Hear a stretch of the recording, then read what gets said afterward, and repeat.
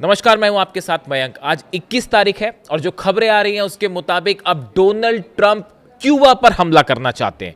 Donald Trump Cuba में सत्ता परिवर्तन करना चाहते हैं, या अगर आप दूसरे शब्दों में कहें तो ईरान से हारने के बाद अब डोनाल्ड ट्रंप क्यूबा पर हमला करने का प्लान कर रहे हैं।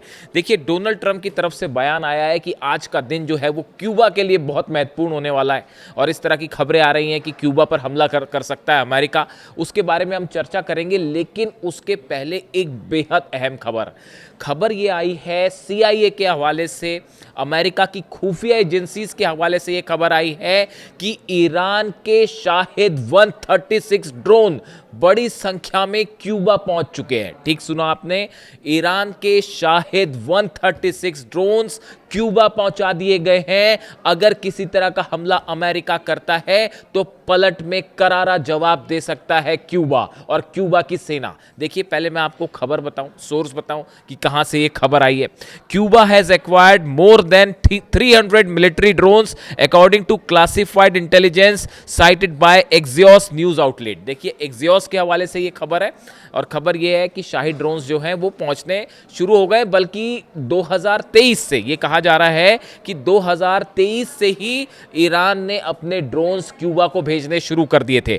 The report published that Cuba had discussed plans to use military drones to attack US naval base at Guantanamo Bay as well as military vessels and possible Key West Florida. देखिए, इस report का हिस्सा ये भी है कि जो drones लिए हैं क्यूबा ने, इनके जरिए ग्वांतनामो बे में जो नेवल बेस है अमेरिका का, उस पर स्ट्राइक हो सकती है। इसके साथ ही वेस्ट फ्लोरिडा के जो इलाके हैं उनको निशाना बनाया जा सकता है। यानी देखिए, सिर्फ रिपोर्ट इतनी नहीं है कि ड्रोन्स जो है ईरान के पहुंचा दिए गए क्यूबा, बल्कि यह भी बता दिया गया है कि टारगेट पर है ग्वांतनामो बे का अमेरिकन नेवल बेस और वेस्ट फ्लोरिडा के वो ठिकाने जहां पर अमेरिकन मिलिट्री प्रेजेंस है। देखिए, आगे खबर है, the Trump administration is concerned because of the developments in the drone warfare and the presence of Iranian military advisors in Havana। देखिए, इसके अलावा भी बड़ी खबर, ईरान के कई मिलिट्री अधिकारी जो हैं वो हवाना में देखे गए हैं, हवाना में उनके होने की खबर आई है। यानी ये कहा जा रहा है कि क्यूबा ने अपनी रक्षा के लिए क्या मिलिट्री नीति अपनाई जाए, इसके लिए ईरान के एक्सपर्ट्स को भी बुलाया है और वो हवाना में देखे गए हैं कि किस तरह से अगर हमला होता है अमेरिका पर तो क्यूबा को किस तरह से जवाब दिया जाए। देखिए, ये बेहद अहम खबर है।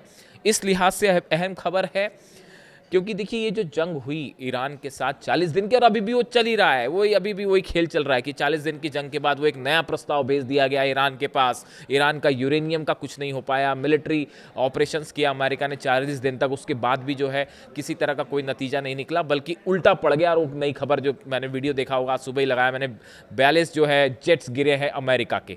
इस पूरी जंग से जो सबसे बड़ी चीज़ हुई है कि जो बाकी के देश हैं, चाहे वो क्यूबा हो या दूसरे देश हैं जिनको ग्रीनलैंड, जिनको निशाना बनाना चाहता है अमेरिका, उन सब के अंदर से डोनाल्ड ट्रंप का और अमेरिका का डर पूरी तरह से खत्म हो चुका है। और हर देश अब यह चाहता है कि जिस तरह से ईरान ने जवाब दिया उसी तरह से जवाब दिया जाए, चाहे वो ड्रोन्स का मामला हो, चाहे वो मिसाइल्स का मामला हो, चाहे वो मिलिट्री रणनीति हो।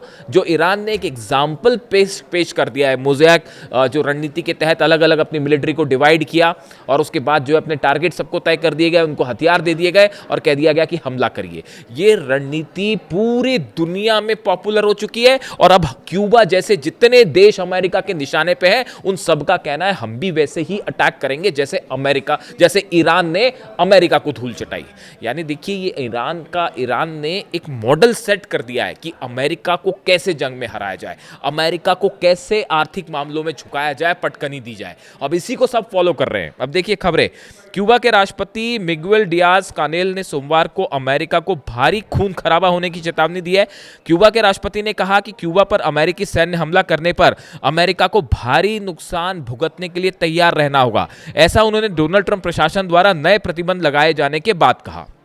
सोमवार को ट्रंप प्रशासन ने क्यूबा सरकार पर नए प्रतिबंधों की घोषणा की। अमेरिका ने 11 क्यूबा के अधिकारियों पर भी बैन लगाया है। विदेश मंत्री मार्को रूबियो ने एक बयान में कहा कि आने वाले दिनों और हफ्तों में कार्रवाइयां और की जा सकती है। अमेरिका की तरफ से एक तो नए बैन्स लगा दिए गए हैं, इकोनॉमिक सैंक्शंस लगा दिए गए हैं, क्यूबा के ऊपर कई अधिकारियों को बैन कर दिया गया है। इसके अलावा देखिए आप कई शिपिंग कंपनीज हैं क्यूबा की जिनको भी बैन कर दिया गया है। ये सब कुछ वैसा ही है बिल्कुल जिस तरह से ईरान के ऊपर सैंक्शंस लगाए गए, ईरान के अधिकारियों पर सैंक्शंस लगाए गए, ईरान की ऑयल जो व्यापार है उस पर बैन लगाया गया, ईरान के जो शिपिंग कॉरपोरेशन है उस पर बैन लगाया गया। सब कुछ ऐसा ही अब क्यूबा के साथ भी हो रहा है।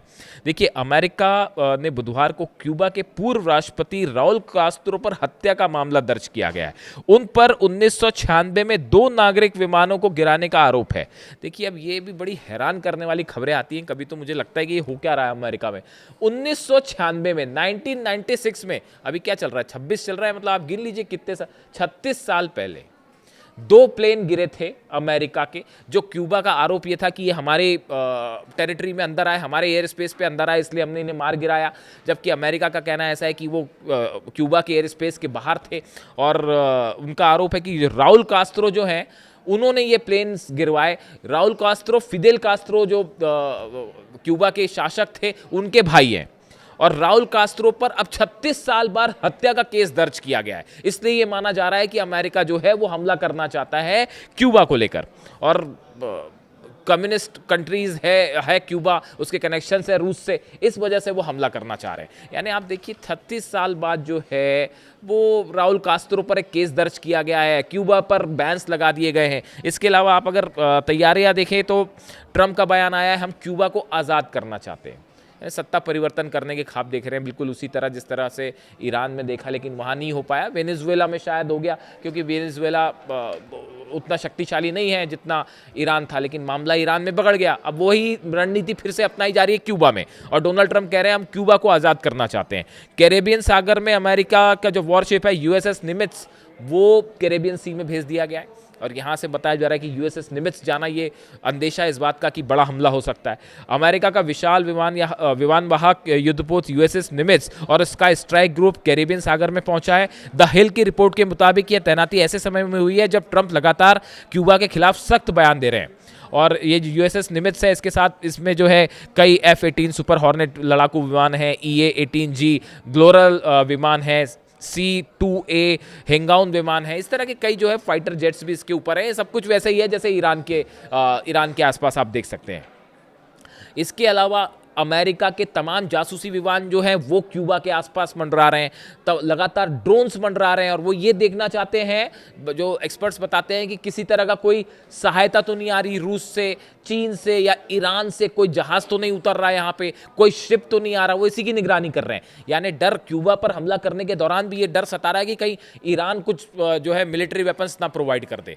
तो देखिए अब हालात ये हैं कि डोनाल्ड ट्रंप का प्लान साफ है, वो एक के बाद एक दूसरे देशों पर हमला करते हैं। ईरान में मामला फंस गया, ईरान पे जो है कुछ कर नहीं पा रहे, हमला करेंगे तो मुंह के खाएंगे, ये बात भी साफ है। पूरा अरब जलेगा और जितने बेसेस हैं बचे हुए वो भी पूरे साफ हो जाएंगे। तो अब क्या किया जाए, मिड टर्म पोल होना है तो कुछ ना कुछ तो किया ही जाए ध्यान हटाने के लिए। कई एक्सपर्ट से मानते हैं कि ध्यान हटाने के लिए जो है हमला क्यूबा पर हो सकता है, ताकि ईरान को थोड़ी देर छोड़ दिया जाए और ध्यान क्यूबा पर लगा के वहाँ हमला किया जाए। और जिस तरह से मादुरो को पकड़ा वेनेजुएला से, उस तरह से यहाँ के जो राष्ट्रपति हैं इनको लेकर कुछ ऑपरेशन किया जाए।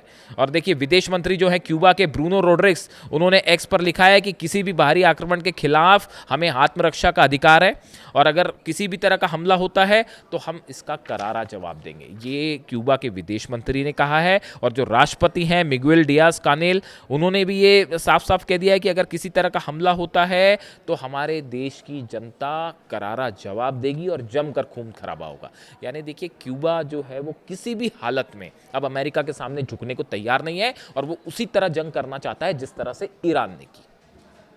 यानी मामला ईरान का तो फंसा हुआ ही है, वो एक तरफ, उसकी चर्चा हम अलग से वीडियो में करेंगे। लेकिन ये चूंकि आज का नया डेवलपमेंट था कि क्यूबा पर हमले का प्लान है और ये पॉसिबिलिटी है, बिल्कुल है, क्योंकि देखिए मिड टर्म पोल्स होने हैं और डोनाल्ड ट्रंप हारने वाले हैं, ये तय हो चुका है।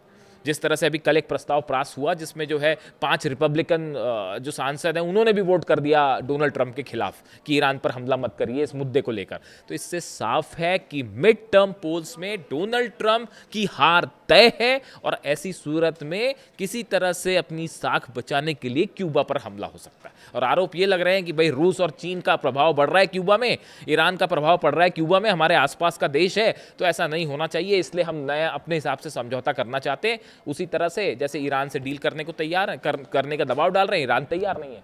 वही हालत जो है वो क्यूबा में। लेकिन जो एक खबर है कि शाहिद ड्रोन्स पहुंच चुके हैं और हो सकता है कुछ मिसाइल्स भी निकल आए, कोई बड़ी बात नहीं है कि अगर क्यूबा के पास पता चला कुछ मिसाइल्स हों तो ये जो अमेरिका के ग्वातनामो बे में जो नेवल बेस है वो या फ्लोरिडा के जो इलाके हैं इन पर बड़ी स्ट्राइक हमको देखने को मिल सकती है। और इसीलिए सर्विलांस हो रहा है, जो अमेरिका के ड्रोन्स और सर्विलांस प्लेन घूम रहे हैं वो यही पता लगाना चाहते हैं भाई यहाँ से कहीं शाहिद 136 तो ना आ जाए, हमारे ऊपर गिर जाए और हमला हो जाए, या फिर कोई बैलिस्टिक मिसाइल तो कहीं ईरान ने सप्लाई नहीं कर दी, ये डर भी सता रहा है। यानी कहीं ऐसा ना हो कि ईरान से तो हारे और क्यूबा से भी जो है वो मामला भारी पड़ जाए। इससे जुड़ा जो भी अपडेट होगा आप तक पहुंचाऊंगा, कमेंट करके बताइए वीडियो कैसा लगा। Thank you so much.